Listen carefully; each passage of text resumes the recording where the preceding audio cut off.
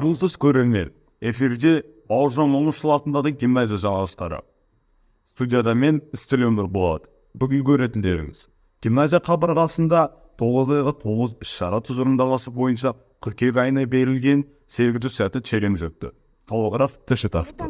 Білім беру саласындағы мемлекеттік саясат оқу-тәрбие процесінің денсаулық сақтау моделін жетілдіруге бағытталған республиканың барлық білім беру ұйымдарында оқушылардың қатысуымен сергіту сәті челлендж өтті. Гимназия ауласында физикалық жаттығулардың шағын жиынтығы ретінде өткізілген сергіту сәтінде оқушылар бұлшықеттер қозғалысымен жұмыс жасады. Салауатты өмір салтын насихаттау, оқу іс-әрекеті процесінде шаршаудың алдын алу мақсатында өткізілген челленджге оқушылар жаңа серпінмен қатысты. 9 айға 9 іс-шара жобасының тұжырымдамасы ай сайын оқушыларға өтілетін іс-шаралардың бірыңғай форматын енгізуді көздейді.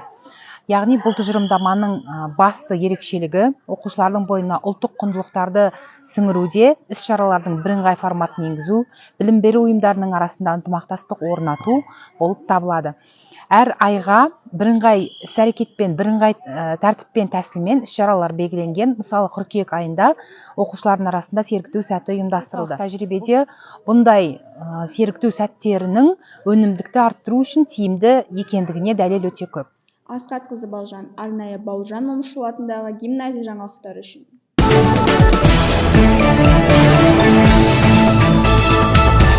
Оқуға күштер мектеп жобасы аясында мені қызықтырған кітап тақырыбында Reddix Time өтті. 11-ші А сынып оқушылары Бенбет Майлиннің оқиғалар жинағы, Луиза Мэй Алкоттың кішкентай әйелдер, Маркус Зусуктың книжный вор кітаптарын ұсынып оқуға кеңес берді.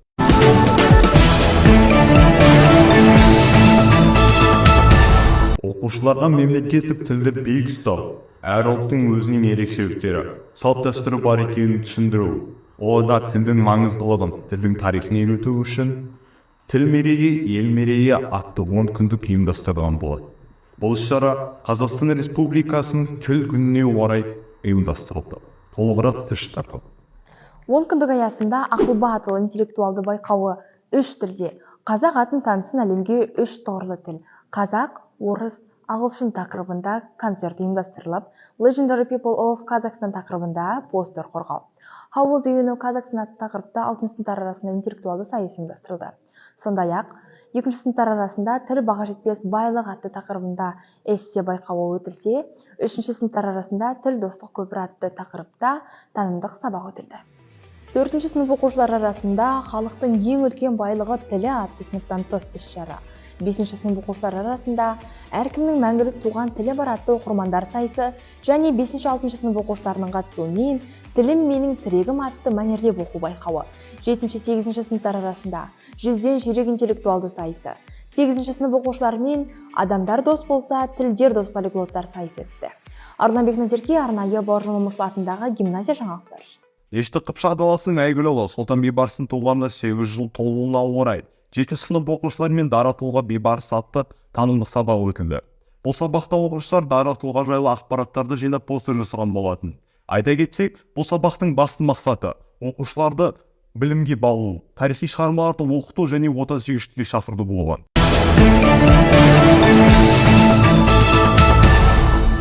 Жаңалықтар легін жақсы жаңалықтармен жалғастырайық. Өзбекстан мемлекетінің астанасы Ташкент қаласында өткен каратэден әлем чемпионатында командалық сайыста гимназиямыздың 6-шы Е сынып оқушысы Мейірханов Әділжан жеңімпаз атанды.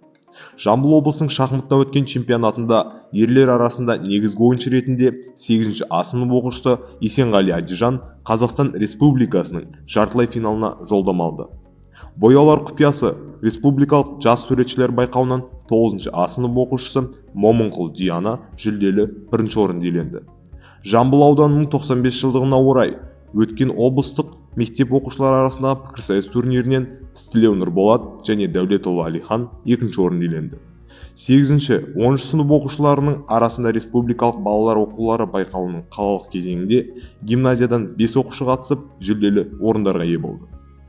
10-ші сыныптар арасынан 10-ші Ә сынып оқушысы Жұбаныш Жұлдыз 1-ші орын, 8-ші сынып арасынан 8-ші Д сынып оқушысы Құрманқұл Тоғжан 1-ші орын, 8-ші Б сынып оқушысы Ердос Жарқын және 8-ші Д сынып оқушысы Арланбек Назерке 3-ші орын иеленді. Қымбатты көрермен, бүгінге айтарымыз осы. Келесі кездескенше аман, сау болыңыздар.